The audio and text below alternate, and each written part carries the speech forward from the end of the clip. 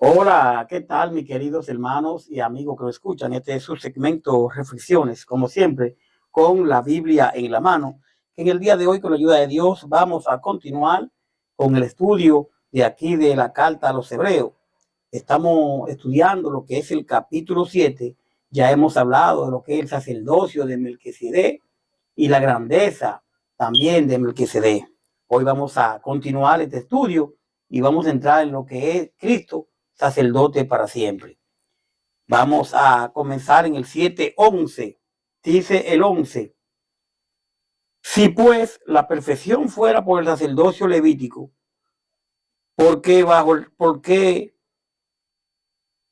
perdón, si pues la perfección fuera por el sacerdocio levítico, ¿por qué bajo él recibió el pueblo la ley? ¿Qué necesidad habría aún de que se levantase otro sacerdote según el orden de Melquisedec y que no fuese llamado según el orden de Aarón? Porque cambiando el sacerdocio, necesario es que también cambie la ley. Y aquel de quien se dice esto es de otra tribu de la cual nadie sirvió al altar. Porque manifiesto es que nuestro Señor vino de la tribu de Judá, de la cual nada habló Moisés tocante al sacerdocio.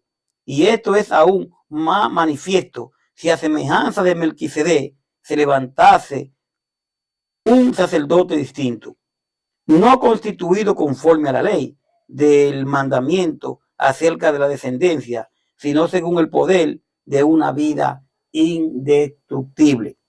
Bueno, vamos a ver lo que podemos encontrar. Cristo, sacerdote para siempre.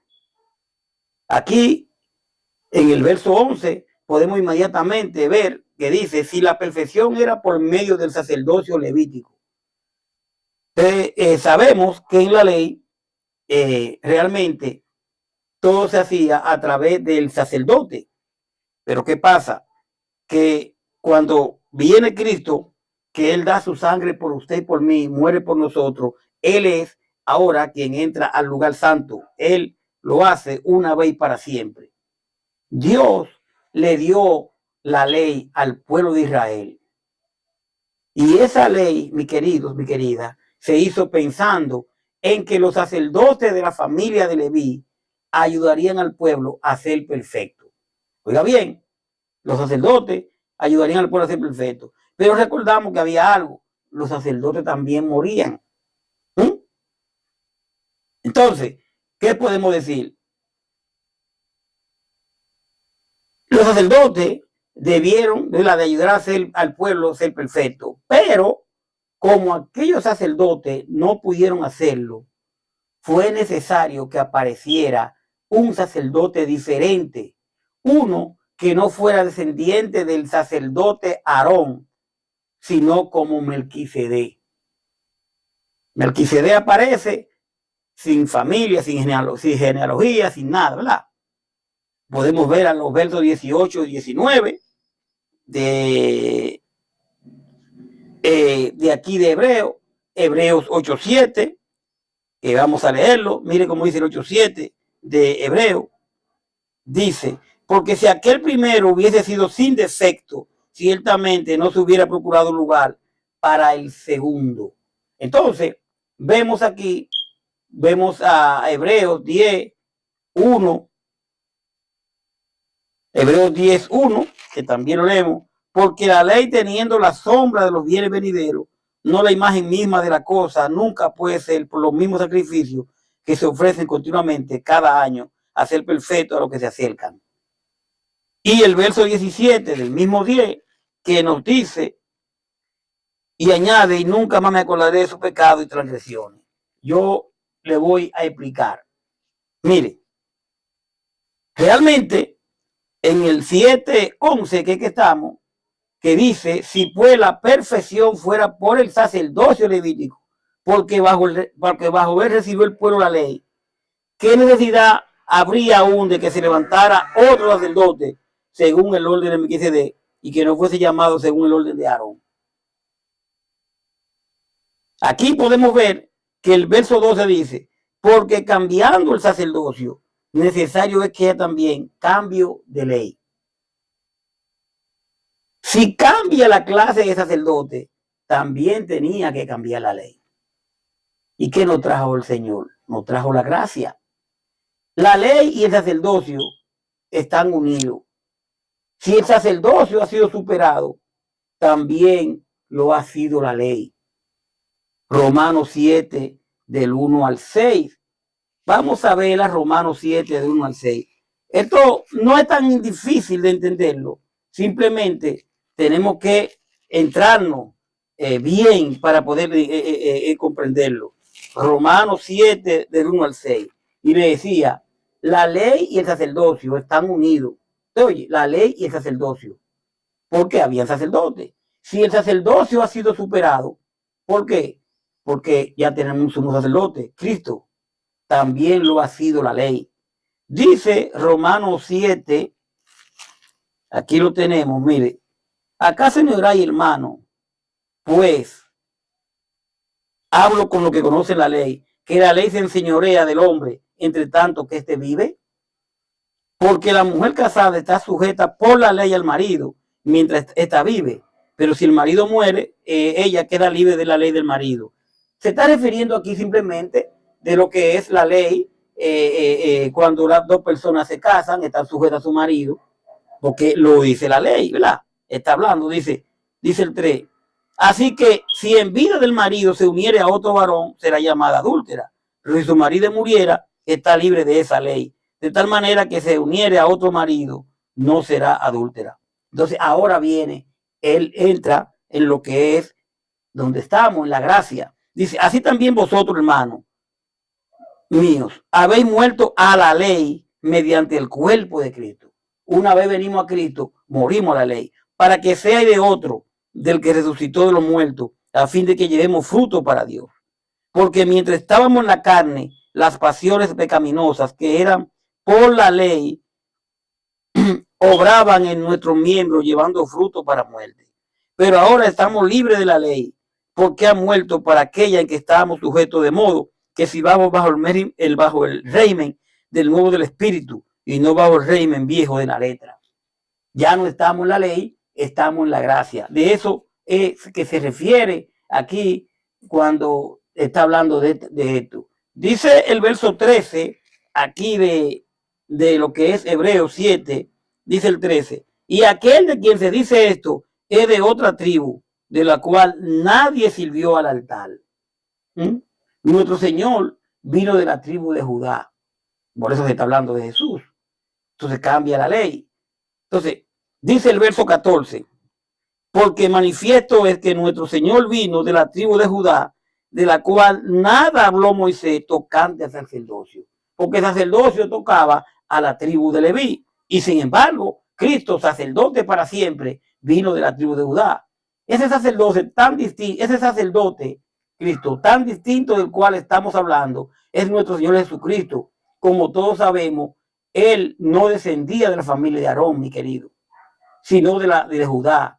La ley de Moisés dice, de esa familia nadie puede ser sacerdote, y nunca un sacerdote ha salido de ella. Podemos ver a Isaías 11:1, Mateo 1:3, Lucas 3:33, Romanos 1:3, Apocalipsis 5:5. Pero mire esto, Jesús vino de la tribu de Judá, como dice el verso 14, que dice, porque manifiesto esto, que nuestro Señor vino de la tribu de Judá. Entonces, ¿qué vemos aquí? Mateo 1, Lucas 3. Entonces, que no oficiaban el altar. Mi querido, el hecho de que Cristo haya nacido de la tribu de Judá y no en la de Leví, subraya la inauguración de un nuevo orden sacerdotal. ¿Sí? Y los sacerdotes en la ley venían de la tribu de Leví. Cristo viene de la tribu de Judá. Esto realmente subraya la inauguración de un nuevo orden sacerdotal. Dice el verso 15, y esto es aún más manifiesto si a semejanza de Melquisedec se levanta un sacerdote distinto. Todo esto es más fácil de entender si tenemos en cuenta que ese sacerdote diferente es como Melquisedec y es Cristo. Ahora bien, dice el 16, no constituido conforme a la ley, del mandamiento acerca de la descendencia, porque hablábamos de la tribu de Leví, sino según el poder de una vida indestructible. Entonces, el sacerdocio de Cristo es diferente, porque no fue elegido por ser miembro de una familia determinada, sino porque vive para siempre. Podemos ver a Hebreos 10, 9, 14. Vamos a ver a Hebreos, 9, 10, 14. Hebreos 9, 10 al 14, que dice: ya que consiste solo de comida y bebida y de diversas poblaciones, ordenanza acerca de la carne, impuesta hasta el tiempo de retornar las cosas. Pero estando ya presente Cristo, sumo sacerdote de los bienes venideros, por el más amplio y más perfecto tabernáculo, no hecho de mano, es decir, no de esta creación, y no por sangre de machos cabríos ni de becerro, sino por su propia sangre, entró una vez para siempre en el lugar santísimo, habiendo obtenido eterna redención. Porque si la sangre de los toros y de los machos cabríos y las cenizas de la becerra rociada a los inmundos santifican para la purificación de la carne, dice el 14, cuánto más de la sangre de Cristo, el cual mediante el Espíritu eterno se ofreció a sí mismo sin mancha a Dios, limpiará vuestra conciencia de obras muertas para que sirváis al Dios vivo. La importancia, sacerdote para siempre, a causa de la muerte, los sacerdotes levitas, ¿qué pasaba? Tenían un ministerio temporal. Pero oiga esto ahora, temporal, pero como Cristo vive eternamente, su sacerdocio es permanente. Como dice el verso 17 de aquí, del 7, que dice, el 17 dice, pues se da testimonio de él, tú eres sacerdote para siempre, según el orden de Melquisedec. Acerca de él, dice la Biblia, tú eres sacerdote para siempre, como lo fue Melquisedec. Aquí la palabra griega que aquí se utiliza para esto es distinto. No es en ellos, que significa otro en la misma clase, sino heteros, otros, de un orden completamente diferente. El sacerdocio de Cristo supera el sacerdocio levítico. Y repito, ¿por qué lo supera? El de Cristo, el sacerdocio de Cristo es para siempre. El sacerdocio levítico, hasta que el sacerdote muriera, y moría, era temporal. Podemos ver realmente el verso 18, dice del 7 de Hebreo, queda pues abrogado el mandamiento anterior a causa de su debilidad e ineficacia. Queda anulado por lo que estamos diciendo. El sacerdocio levítico era temporal, el de Cristo es permanente. Entonces, así que la ley de Moisés ha quedado anulada porque resultó inútil. La ley de Moisés, mi querido, mi querida, personas que todavía viven actuando a través de la ley, que si esto, que si aquello, que entonces ya estamos en la gracia. Romanos 8:3 dice, mire Romanos 8:3, lo que encontramos aquí.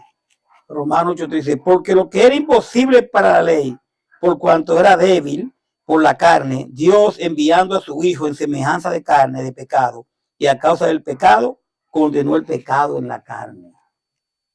Ya nosotros estamos en la gracia dada por el Señor. Gálatas 4:9. Dice el verso 19, ya terminando, dice, pues nada perfeccionó la ley, y de la introducción de una mejor esperanza, por lo cual nos acercamos a Dios. Esa ley, mis queridos, no pudo hacer perfecta a la gente. Esa ley no pudo, al contrario. Por eso ahora esperamos confiadamente que Dios nos dé algo mucho mejor. Y eso nos permite que seamos su amigo fiel. Hechos 13:39, Romanos 3:20, Gálatas 2:16, Hebreos 9:9, Hebreos 6:18, Hebreos 8:6, Hebreos 14:16. Mire, el primer pacto probó ser débil e inútil en ofrecer pleno acceso a la presencia de Dios. El primer pacto, ¿verdad? ese pacto probó ser débil, o completa preparación para compartir su compañía. Por tanto, tuvo que ser anulado ese pacto y reemplazado por una mejor esperanza en aquello que ha fallado. Ya no estamos bajo la ley, estamos bajo la gracia. Ya no estamos bajo el viejo pacto, estamos en el nuevo pacto. Entonces hay muchas cosas que el nuevo pacto, ya el nuevo pacto a través de Cristo, la sangre de Cristo, ya nosotros tenemos que regirnos por el nuevo pacto, no por el viejo. No por el viejo.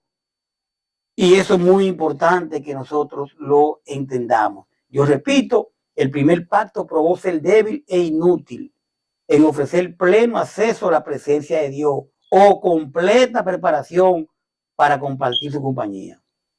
Entonces, al pasar eso, tuvo que ser anulado y reemplazado por una mejor esperanza en aquello que ha fallado. Si confiamos en Cristo, si creemos en Cristo, vamos a obedecer su palabra. Y su palabra, él claramente, su doctrina está en el nuevo pacto, en el Nuevo Testamento. Tenemos que entender eso y de eso vamos a seguir hablando. Todavía estamos en lo que es Melquisedec, vamos a hablarla cuando vamos a venir, después con lo que es grandeza del nuevo sacerdocio. Grandeza del nuevo sacerdocio. Vamos a ver claramente la grandeza del sacerdocio de Cristo para que es para siempre. Gracias por su sintonía. Sé que he dado mucho punto. Vamos a tener que poco a poco ir buscando los datos y apuntando y escribiendo. Pero vamos a ir avanzando. Vamos avanzando. Gracias por su sintonía. Este programa continuará. Todavía nos queda una cuanta, porque vamos a entrar en el 20 y hasta el 28. Paz de Dios. Sigamos con Jesús. Bye bye.